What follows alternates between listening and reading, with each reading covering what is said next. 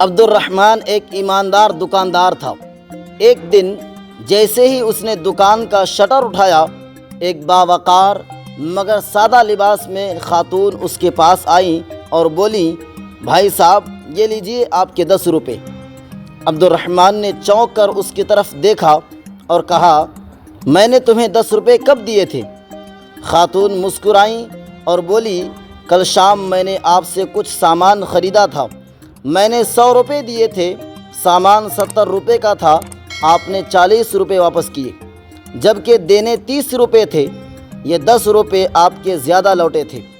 عبد الرحمن نے وہ 10 روپے عقیدت سے پیشانی سے لگائے اور آہستہ بولے، بہن کل جب تم سامان لے رہی تھیں تو ایک روپے کا حساب کر رہی تھیں، اور آج صرف 10 روپے واپس کرنے کے لیے اتنی صبح چلی آئی ہو۔ خاتون نے نرمی سے کہا، بھائی بھاؤ تاؤ میرا حق تھا، مگر جب ایک قیمت طے ہو جائے تو اس کے بعد 1 روپیہ کم دینا بھی گناہ ہے۔ عبد الرحمن نے مسکرا کر کہا، اگر تم یہ 10 روپے رکھ بھی لیتی تو مجھے کوئی فرق نہ پڑتا۔ عورت کی آنکھوں میں ایک عجیب سی روشنی چمکی اور کہا، آپ کو شاید فرق نہ پڑتا، مگر میرا ضمیر بوجھ تلے دب جاتا۔ میں رات ہی لوٹانے آئی تھی، مگر آپ کی دکان بند تھی، سوچا صبح آ جاؤں تاکہ دل ہلکا ہو جائے۔ عبد الرحمن نے حیرت سے پوچھا، تم کہاں رہتی ہو بہن؟ وہ بولی، گلشن کالونی سیکٹر 8 میں۔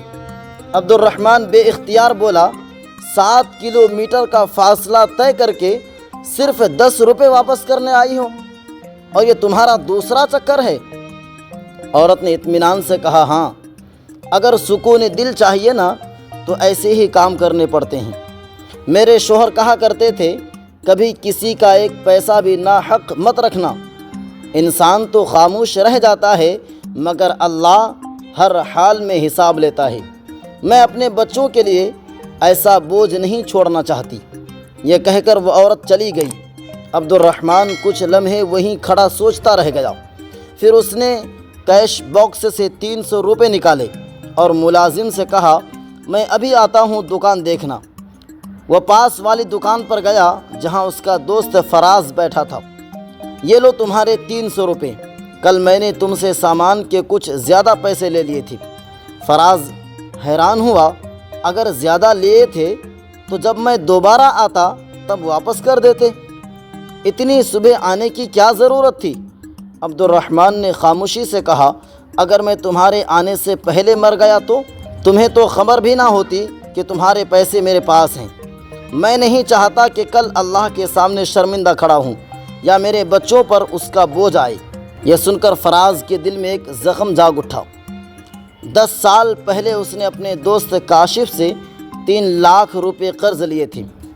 اگلے ہی دن کاشف کا انتقال ہو گیا۔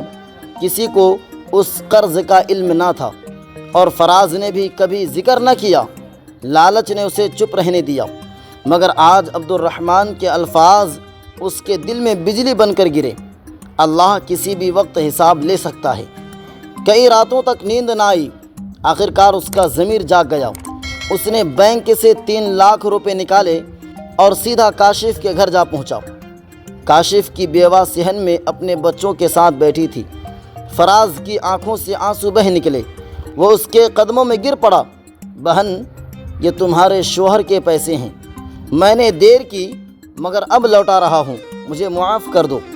عورت کی آنکھوں سے بھی آنسو بہہ نکلے۔ یہ اس کے لیے زندگی کا سب سے بڑا سہارا تھا، اور وہ عورت کوئی اور نہیں بلکہ وہی تھی جو صرف 10 روپے واپس کرنے دوبارہ دکان پر آئی تھی۔ ایمانداری کے یہ چھوٹے عمل ہی زندگی بدل دیتے ہیں۔ اللہ پاک دیانت داروں کا امتحان ضرور لیتا ہے، مگر انہیں کبھی تنہا نہیں چھوڑتا۔ یاد رکھو، ایمانداری ایمان کا حصہ ہے، اور ناحق مال انسان کے رزق سے برکت چھین لیتا ہے۔ اگر آپ کو یہ کہانی دل کو چھو گئی ہو تو لائک، کمنٹ، شیئر اور سبسکرائب ضرور کیجیے گا، تاکہ نیکی اور ایمانداری کا یہ پیغام زیادہ سے زیادہ دلوں تک پہنچے۔